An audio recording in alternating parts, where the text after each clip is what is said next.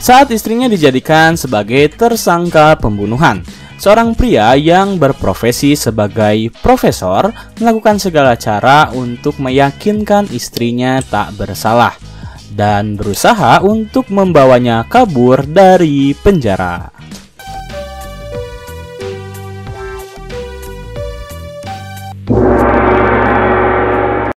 Scene diawali oleh sebuah keluarga yang terlihat cukup harmonis. Di sana terdapat sepasang suami istri yang bernama John dan Lara yang memiliki seorang anak lelaki yang bernama Luke. Mereka bertiga tampak terlihat sebagai keluarga yang jarang sekali memiliki masalah. Bahkan John dan Lara terlihat sangat romantis. Namun itu semua berubah ketika suatu hari saat Lara dan John sedang sibuk menyiapkan barang pribadi masing-masingnya untuk pergi bekerja, tiba-tiba mereka didatangi oleh pihak kepolisian yang langsung menggedor pintu rumah mereka dan mencari keberadaan Lara. Salah satu seorang polisi mengatakan jika Lara telah menjadi tersangka atas kasus pembunuhan yang menimpa seorang wanita bernama Elizabeth Gesas. Melihat anggota kepolisian yang mendadak masuk ke dalam rumahnya membuat John cukup terkejut. Ia mempertanyakan akar masalah yang dialami oleh istrinya. Namun, sang pemimpin kasus mengatakan jika John belum berhak untuk tahu. Bahkan, ia diminta untuk tak bergerak ataupun melawan. Dan jika melawan, maka tak dapat dihindari, John pun akan dimasukkan ke dalam penjara. Tanpa perlawanan, Lara hanya bisa pasrah ketika polisi memborgolnya dan membawanya ke penjara. John yang kala itu masih syok pun hanya bisa terdiam saat melihat istrinya dibawa begitu saja. Ia terlebih dahulu mengamankan Luke sebelum menjenguk Lara yang telah berada di penjara. Barulah setelah beberapa bulan Lara di penjara, John diperbolehkan untuk menjenguknya. Saat menjenguk, John berkata bahwa ia akan melakukan apapun untuk meyakinkan pihak pengadilan bahwa Lara tak bersalah. Tak lupa ia pun memberitahu Lara tentang perkembangan Luke setelah ia tumbuh tanpanya. Lara yang hanya bisa tersenyum hanya mengangguk dan berterima kasih karena John masih mau bersabar menunggu pihak pengadilan memutuskan hukuman yang paling adil untuknya. Setelah menjenguk, John kembali mengasuh Luke yang mulai masuk ke sekolah. Pada malam harinya, ia kembali membaca berkas yang menjadi patokan pihak kepolisian untuk menangkap Lara. John pun mengingat dan mencoba mereka ulang bagaimana pembunuhan itu terjadi, karena ia masih tak yakin bahwa istrinya adalah seorang pembunuh. Keesokan harinya, John pergi ke pengadilan untuk menunggu hasil yang akan pengadilan putuskan untuk Lara. Dengan bantuan pengacaranya, tak lama kemudian ia akhirnya bisa mendapat kepastian. Pengacara yang mewakilkan Lara dalam pengadilan memberi John hasil yang baru saja ia dapatkan, yaitu pengadilan memutuskan bahwa Lara dinyatakan bersalah atas tewasnya Elizabeth Gesas. Ia pun meminta John untuk percaya atas apa yang telah terjadi, karena memang begitu adanya. Atas apa yang telah Lara lakukan, hakim menjatuhkan Lara hukuman 20 tahun penjara.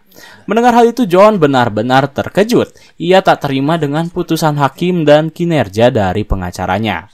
John mengatakan bahwa ia akan mencari seorang yang bisa melakukan banding atas hukuman istrinya.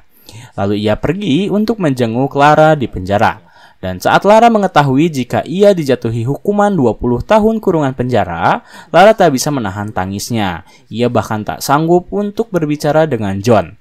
Lara memutuskan untuk berdiam diri menjauhi John. Kemudian John memutuskan untuk pergi ke rumah orang tuanya, menitipkan Luke dengan harapan ia bisa lebih berkembang. Tetapi saat John sedang mengasuh Luke, ia tiba-tiba mendapat kabar jika Lara dilarikan ke rumah sakit karena percobaan bunuh diri. John pun dengan segera pergi ke rumah sakit di mana Lara dirawat.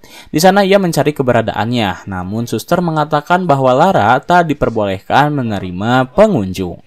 John tak peduli akan hal itu. Ia terus mencari keberadaan Lara dan terus mencoba mengacau. Karena tak ingin pasien lain terganggu, dokter yang menangani Lara akhirnya memberi John kesempatan untuk menjenguk istrinya selama 2 menit. Di sana terlihat luka yang Lara sebabkan. Ia mencoba untuk menyayat urat nadinya sendiri. Beruntung, Lara masih bisa diselamatkan. Tak ingin Lara melakukan hal yang sama di kemudian hari, John mulai mencari cara untuk membebaskan Lara dari penjara. Ia pergi ke perpustakaan, membaca seluruh buku tata panduan, melarikan diri dari penjara. Salah satu buku yang ia baca adalah buku yang ditulis oleh seorang narapidana yang telah berhasil keluar dari penjara sebanyak 7 kali. John pun langsung menemui penulis tersebut yang tinggal di Brooklyn. Sesampainya di sana, ia mulai konsultasi, bertanya tentang tata cara kabur dari penjara. Sang penulis buku menjawab bahwa tak ada penjara yang aman di dunia ini.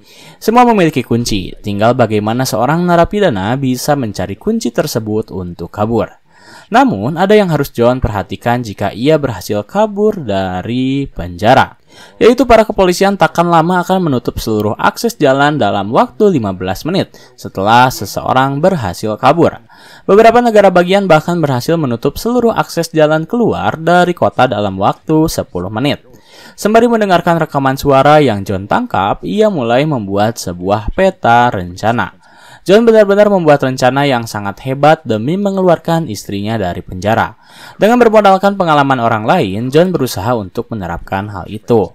Sang penulis buku memberi beberapa tips pada John tentang kehidupan setelah kabur dari penjara. Ia menyarankan agar John mencari identitas palsu yang baru, paspor, SIM, dan jaminan sosial. Ia pun meminta John untuk tak melakukan penarikan tunai dari bank, lalu menyamarkan dirinya dari sosial. Bahkan jika bisa, John harus pergi ke sebuah negara yang jarang turis Amerika pergi ke sana, misalkan Yaman. Namun, tentu saja hal itu harus mengorbankan material yang sangat banyak. Penulis buku mengatakan jika John tak memiliki uang yang cukup, maka John tak akan lama akan kembali ditangkap. Setelah mendapat beberapa tips dari sang penulis buku, John mulai menerapkan hal itu. Saat ia menjenguk Clara di penjara, John sering memperhatikan lift tersebut. Lalu ia juga memotret beberapa lokasi yang cukup strategis untuk melakukan pelarian. Ia lalu memajang setiap foto yang ia potret di peta rencana yang telah ia ciptakan. Dalam 3 bulan terakhir, John belajar segala hal, dimulai dari cara mengedit foto, cara bertransaksi dengan orang-orang ilegal, dan cara menemukan mereka. Hal pertama yang ia lakukan agar dapat berinteraksi dengan orang-orang ilegal adalah dengan cara membeli obat dari mereka. Setelah itu, ia mulai meminta bantuan pada seseorang yang ia temui untuk membuatkannya sebuah paspor. Namun pria itu menolaknya karena terlalu berbahaya. Tetapi saat John telah berada di mobil, pria yang John temui tiba-tiba menghampirinya. Ia menyuruh John untuk menemui seseorang bernama Harry di sebuah bar yang telah ia sebutkan. Lalu pria itu pergi. Mendapat informasi yang cukup berguna, pada malam itu juga John pergi ke sebuah bar yang telah disebutkan untuk mencari seseorang bernama Harry. Masuklah John pada sebuah bar. Ia lalu menghampiri seorang pria dan bertanya apakah ia adalah Harry. Pria itu pun mengangguk. Lalu John mengatakan jika seorang pria bernama Mouse menyuruhnya untuk menemui dirinya karena ia membutuhkan paspor. Harry tahu apa yang John butuhkan. Ia lalu meminta John untuk mengikutinya. Saat John sedang mengikuti Harry, seorang pria dan seorang wanita terlihat memperhatikan gerak-gerik dari John. Kemudian, scene berpindah pada John yang sedang mengikuti Harry. Alih-alih akan dibantu, John justru dihajar habis-habisan hingga ia babak belur. Lalu Harry dan Mouse pun mengambil uang yang John miliki, di mana seharusnya uang itu ia gunakan untuk membeli paspor ilegal. Tak ingin jatuh ke lubang yang sama, John tak menyerah begitu saja. Ia kembali melakukan penelitian dan berusaha untuk menyusun kembali rencananya. Keesokan harinya, saat John sedang memikirkan uang yang telah raib darinya, seseorang tiba-tiba mengetuk pintu rumahnya. John dengan segera mengambil tongkat baseball untuk berjaga-jaga. Dan saat ia membuka pintu, seorang pria memperkenalkan dirinya. Ia adalah pria yang berada di bar saat John mencari keberadaan Harry. Pria itu mengatakan jika dirinya tuli dan dungu, tetapi ia bisa membaca gerak bibir dari John dan tahu apa yang sedang ia cari. Lalu pria itu mengatakan biaya untuk membuat paspor palsu adalah $3.500. Awalnya John menolak karena itu terlalu mahal baginya. Namun pria itu tak mau bernegosiasi. Hingga akhirnya John menyetujui pembayaran tersebut. Setelah John memberi uang muka, ia diminta untuk menemuinya di parkiran sebuah restoran pada pukul 2 siang. Dan jika ia tidak datang, maka John harus segera pergi. John mengangguk tanda ia mengerti. Kemudian setelah itu pria tersebut pergi. Keesokan harinya, setelah John menjagu Clara di penjara, ia pergi ke tempat di mana ia akan menemui pria yang membantunya. Waktu telah menunjukkan pukul 2.25, tetapi pria yang akan memberinya paspor tak kunjung datang. John hanya melihat seorang pria mengendarai mobilnya dengan terus menghadap ke arah John. Tak lama setelah pria itu pergi, akhirnya pria yang membantu John pun datang.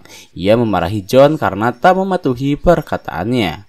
Kemudian ia menjelaskan, pria yang baru saja pergi adalah seorang polisi. John hanya terdiam karena ia tak tahu. Lalu pria itu memberikan paspor yang John inginkan dan ia mengatakan bahwa John terlalu menginginkan hal tersebut. John akan mengacau. Lalu ia pun pergi. Satu persatu rencana John mulai tersusun. Kini ia mulai mempelajari cara membobol suatu pintu menggunakan satu kunci saja. Ia mempelajari hal itu melalui internet. Lalu John mempraktekannya beberapa kali hingga setelah ia merasa cukup baik dalam melakukan pembobolan, John mencoba mempraktekkan hal yang telah ia pelajari pada lift milik penjara. Pada awalnya ia berhasil mengelabui penjaga untuk membawa kunci tersebut. Lalu setelah ia berhadapan dengan lift, John mencoba untuk melakukan hal yang sama seperti apa yang ia pernah lakukan.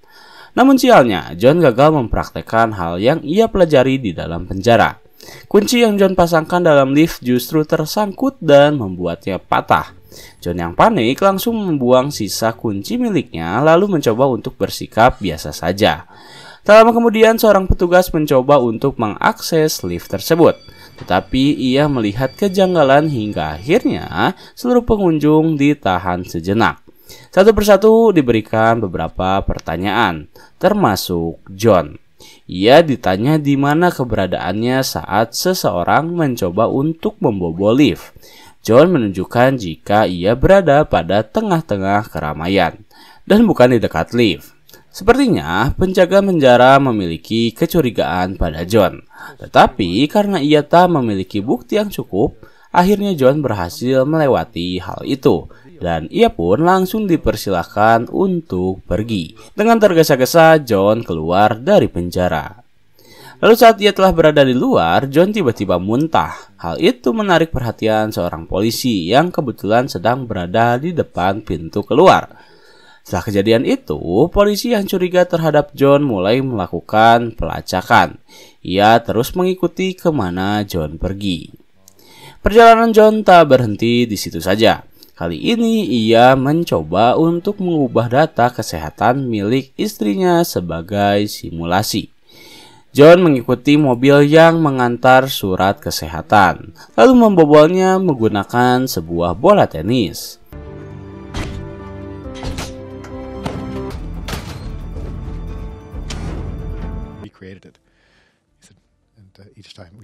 Setelah itu ia memotret hasil laboratorium kesehatan istrinya dan mengubahnya menggunakan Photoshop. Kemudian ia menjenguk kembali Lara yang dikabarkan akan dipindahkan dalam waktu 3 hari. Mendengar hal itu, John semakin kebingungan. Di satu sisi rencananya belum sepenuhnya tuntas. Sementara ia mendapat kabar bahwa Lara akan dipindahkan. Ia pun mencoba untuk membujuk salah satu petugas penjara yang ia kenali untuk tak memindahkan Lara dengan alasan Luke yang masih harus bertemu dengannya. Setelah menjenguk Lara, John kembali ke rumahnya dan mulai memandangi rencana yang telah ia siapkan. Terlihat sisa dana yang John miliki tersisa sedikit, sementara kebutuhan yang harus ia penuhi masih banyak. Karena tak tahu harus menjual apa lagi setelah rumahnya, John pun nekat berusaha untuk merampok sebuah bank. Ia telah menyiapkan pistol untuk beraksi. Tetapi saat ia akan melakukan aksi perampokan, John justru tak sengaja menabrak seorang wanita yang sedang menggandeng istrinya. Karena hal itulah John mengurungkan niatnya untuk tak merampok bank dan memutuskan untuk mencari jalan lain. Pada malam hari, John pergi ke tempat di mana orang-orang ilegal menjual berbagai barangnya. Di sana, ia mengincar salah satu pria yang terlihat selalu menjual barang miliknya. Setelah situasi aman dan cukup sepi, John mulai mendekatinya. Saat pria itu sedang mengambil stok sabu-sabu dari kediaman rekannya, dan ketika pintu terbuka, John langsung menembak kaki dari pria tersebut. Kemudian, ia meminta rekannya untuk tak melakukan apa-apa. Ia bahkan meminta anjing sang pemilik rumah untuk dijauhkan terlebih dahulu. Lalu John mengumpulkan mereka berdua di ruang tamu. Setelah itu, ia meminta sejumlah uang yang bandar narkoba tersebut miliki. Namun, bandar narkoba itu justru menertawakan John karena ia nekat. Tak ingin waktunya terbuang sia-sia, John menembak kaki dari bandar narkoba dengan harapan ia akan ketakutan. Tak cukup mempan, John akhirnya menuangkan sebotol alkohol di ruang tamu, lalu membakarnya. Saat John telah membakar ruang tamu milik bandar narkoba tersebut, ia tiba-tiba berlari ke atas karena teringat anaknya. Karena tak percaya bandar narkoba tersebut menyelamatkan anaknya, John menghampiri bandar narkoba itu ke lantai 2. Dan baru saja John menaiki tangga, ia tiba-tiba ditembak. Beruntung, John berhasil menghindar tetapi ia harus membunuh bandar narkoba tersebut. Setelah bandar narkoba itu tewas, John langsung mengambil seluruh uang yang ia miliki dan langsung kabur dengan membawa pria yang telah ia tawan. Di tengah perjalanan, pria itu mengatakan jika ia tak bisa bernafas. Pada awalnya, John berusaha untuk menyelamatkan nyawa pria itu. Namun, John terlambat. Pria tersebut tewas di tengah perjalanan menuju rumah sakit. Akhirnya dengan sangat terpaksa John meninggalkan jasad pria itu di sebuah bangku pinggir jalan. Setelah kejadian perampokan tersebut, pihak kepolisian mulai turun tangan mencari pelaku perampokan. Mereka menyusuri dan mempersempit kemungkinan tentang siapa yang telah merampok seorang bandar narkoba. Saat polisi sedang sibuk menggali ciri-ciri dari pria yang baru saja merampok, John justru semakin menyempurnakan rencana untuk mengeluarkan istrinya dari penjara. Waktu semakin sempit, kini tinggal tersisa 2 hari saja sebelum Lara benar-benar akan dipindahkan. Karena waktu yang semakin menipis, John pun mempercepat pergerakannya. Ia mulai merapihkan seluruh barang miliknya, milik Lara dan milik Luke. Tak lupa, John juga membersihkan seluruh barang bukti miliknya, termasuk peta rencana yang telah ia buat. Dan setelah semuanya siap, ia mulai menjalankan rencananya. Diawali dengan memotong kabel telepon di sekitar penjara. Lalu ia menyusup ke dalam mobil surat kesehatan penjara untuk menukar surat kesehatan milik Lara. Kemudian setelah itu ia menitipkan Luke terlebih dahulu pada orang tua teman sekolahnya. Dengan alasan ia memiliki kesibukan. Orang tua teman dari Luke memahami hal itu. Sebelum John pergi, ia memberi pesan bahwa Luke membawa kertas yang berisi nomor orang tua milik John. Jika sewaktu-waktu Nicole akan mengembalikannya. Dan lalu rencana benar-benar terjadi di sini. Setelah semua gangguan aman, John tinggal menunggu eksekusi. Di mana saat itu di dalam penjara, dokter yang menangani Lara terkejut ketika melihat hasil tensi darah dari laboratorium atas nama Lara. Ia pun menginstruksikan asistennya untuk menelpon rumah sakit. Namun tak ada jawaban. Karena khawatir pasiennya akan mengalami hal buruk, dokter itu memutuskan untuk membawa Lara ke sebuah rumah sakit universitas menggunakan ambulans. Lara pun dijemput dari selnya, lalu ia dibawa ke dalam ambulans. Saat Lara telah berada di ambulans, John yang saat itu telah memantau pergerakan pihak rumah sakit penjara langsung mengikutinya. Di satu sisi, pihak kepolisian telah berhasil menemukan pelaku dari perampokan seorang bandar narkoba setelah mereka mempersempit pencarian. Dan hasilnya adalah para polisi mengacu pada John. Mereka pergi ke kediamannya untuk mencari barang-barang bukti. Di mana saat itu John justru sedang mencoba untuk mengeluarkan istrinya dari penjara. Setelah Lara tiba di rumah sakit, John langsung menyusup ke dalam, berpura-pura sebagai dokter lalu masuk ke dalam ruangan di mana Lara dirawat. Ia langsung menodongkan senjata dan meminta petugas kepolisian yang menjaga Lara untuk menyerahkan dirinya. Akhirnya John mengikat petugas kepolisian tersebut lalu Lara dibawa pergi. Berita kaburnya Lara menyebar dengan cepat. Pihak kepolisian yang memburu John langsung mengetahui hal itu dan segera pergi menuju rumah sakit. Mereka tiba di waktu yang tepat sebelum John berhasil keluar dari rumah sakit. Tetapi ternyata pihak kepolisian gagal dalam menangkap John karena ia bermain dengan cerdik. John terus-menerus mengganti pakaiannya, mengelabui para pihak kepolisian yang telah mengepung seluruh kawasan rumah sakit. John dengan mudahnya membawa Lara ke luar rumah sakit dan langsung berbaur dengan kumpulan orang-orang yang sedang mengadakan festival. Ia memasuki kerumunan dengan baju yang sama dengan mereka. Karena tahu bahwa pintu akses jalan telah diblokade dan pihak kepolisian akan memeriksa seluruh kendaraan, sebelum mereka pergi, John terlebih dahulu meminta bantuan pada dua orang tua yang sedang menyaksikan parade festival tersebut. Kemudian setelah itu John dan Lara pergi menuju kereta bawah tanah. Mereka mencoba untuk kembali mengelabui polisi yang terlihat berusaha untuk menutup akses rel kereta api. Saat tim kepolisian telah siap menangkap John dan Lara di pemberhentian selanjutnya, John tiba-tiba membuat kereta yang ia tumpangi mendadak berhenti di tengah jalan. Lalu ia keluar dari pintu darurat dan pergi menggunakan mobil. Setelah itu, mereka menjemput kedua orang tua yang telah ia mintai bantuannya. Dan barulah menjemput Luke. Akhirnya misi John berhasil. Kini mereka tinggal pergi menuju negara bagian yang tak terkendali oleh kepolisian. Setelah melewati pemeriksaan kendaraan, John menurunkan dua orang tua yang telah membantunya terlebih dahulu. Kemudian mereka bertiga pergi menuju bandara. Berita keberadaan John, Lara, dan Luke langsung tersebar. Tim kepolisian berpencar. Beberapa ada yang pergi mengambil bukti-bukti rencana John yang telah ia buang ke tong sampah. Beberapa tim juga ada yang menelpon kepolisian setempat bandara untuk menghentikan keberangkatan pesawat setelah pihak kepolisian memberi ciri-ciri John sebagai seorang penjahat.